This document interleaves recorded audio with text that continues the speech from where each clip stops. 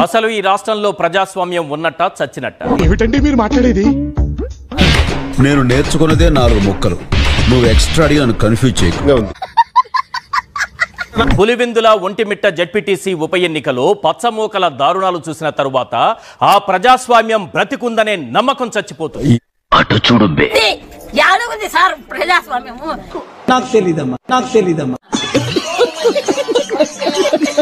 ఎందుకు మీరు ఇట్లా పోటీ ఎవరైనా గెలుస్తారు.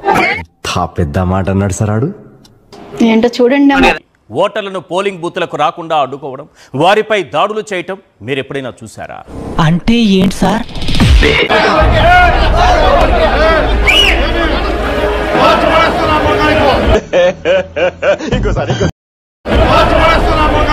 వాళ్ళు ఇలా అన్నా తప్పే, వాళ్ళు ఇలా అన్నా తప్పే. అతను ఎవరో కాదు, మా కార్యకర్త.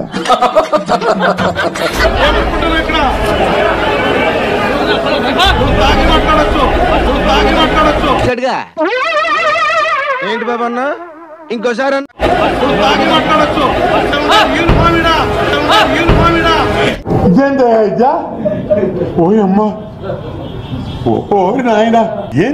తప్పు చేసిన వాడి భయం ఒంట్లో ప్రతి నరంలో ఉంటుంది.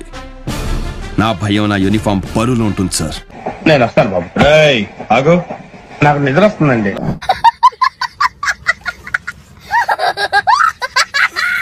బయట ప్రాంతాల నుంచి రిగ్గింగ్ చేయడానికి గుంపులు గుంపులుగా తెగబడ్డ వారిని మీరు ఎప్పుడైనా చూసారా?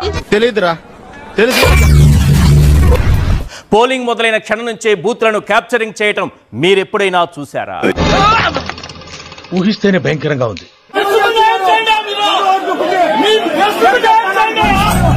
బాధపడకండి, అర్థమైన ఎనవలి చూసుకోవడానికి 7 గొడవలసా ఉన్నాడు.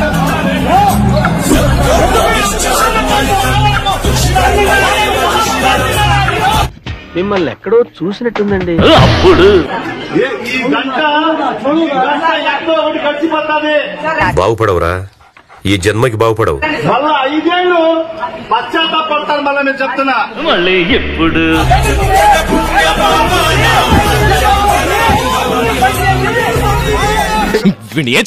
చెప్పు తీసుకొట్టండి సార్. ఓటర్లను తరిమేసి రిగ్గింగ్ చేసే వారికి రెడ్ కార్పెట్ వేసి పోలింగ్ బూతుల్లోకి పంపడం మీరు ఎప్పుడైనా చూసారా? అటు చూడు. శ్రీనివాసులు రెడ్డి, నువ్వు ఎక్కడికంటే అడిగిస్తాయి చూసుకోబల్లా. ఈ కాడ రెడ్ బుక్ ఏందేమో, మాకు రెడ్ బుక్కులు గ్రీన్ బుక్కులు అవసరం లే. ఫేర్గా నీ ఇంట్లోనే దూరుతా. నీ తెలవాలనుకుంటా మా వెనకపోతే అన్నున్నాడు. దొంగ ఓట్లకు జనసేన, బీజేపీ, తెలుగుదేశం పార్టీ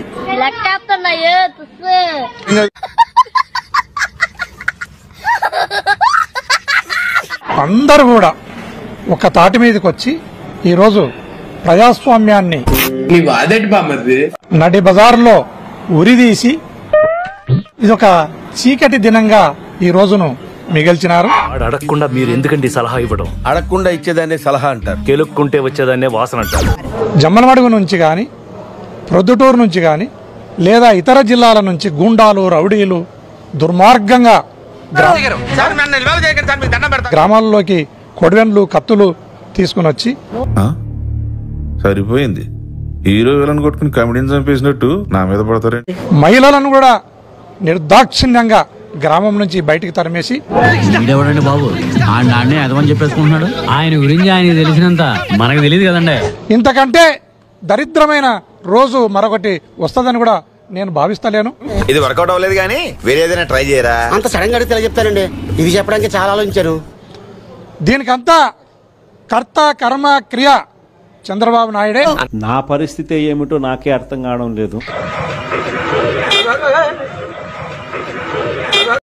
రే పాండు, ఓ బాటిల్ జిన్ అట్రారా, తోటకెళ్ళి తాగి పడిపోతాం, మనశ్శాంతిగానే ఉంటది.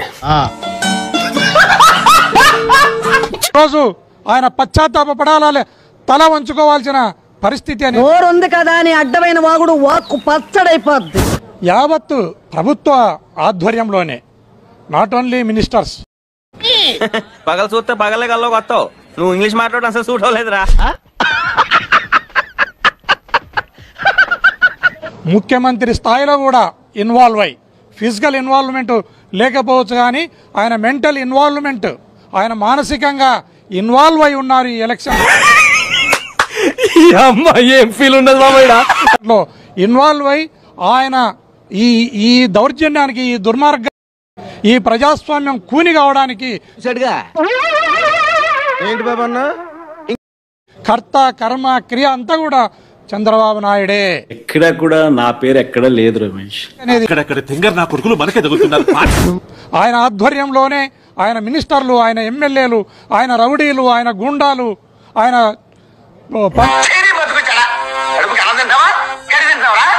ఈరోజు జరిగిన ఎలక్షన్ నిజంగానే చాలా సిగ్గుచేటు.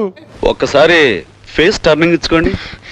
ఇది ప్రజాస్వామ్యానికి హానికరము ఇలాంటి ఎలక్షన్ అనేది తెలియజేస్తున్నా. చెప్పాను ఆచార్య గారు, మీ నోటి నుంచి ఏ మాట వినకూడదు అనుకోండి అదే విన్నానయ్యా. నేను ఏదైతే చూడకూడదు అనుకోండి అదే చూసానయ్యా. ఇప్పుడు అలాగే ఉంటుందా?